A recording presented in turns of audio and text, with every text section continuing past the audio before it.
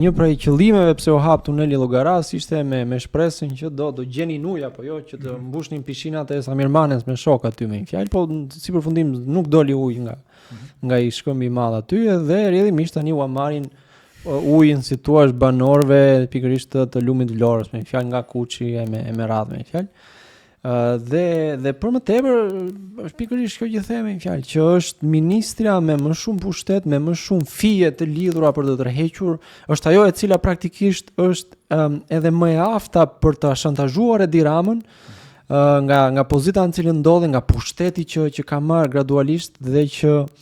realisht domethënë unë do doja shumë që Spagu të shkonte dhe t'i konfiskonte celularin dhe pastaj ta dëgjonin prapë Ramën të thoshte që mos guxoni të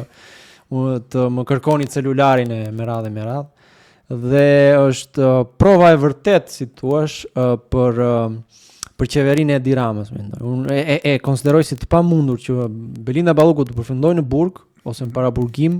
dhe Edi Rama të vazhdojë të mbajë pushtet. Nuk e di nëse dëgjove sot që tha që ne tha nuk e lëm pushtetin po se futëm Shqipërinë në B. Po atëherë i bie që ky s'do ta fosim B që të zgjas pushtetin e tij. Pavarësisht se gjithë bashkëndorët e vet mund të kenë në burg, po shpresoj që jo.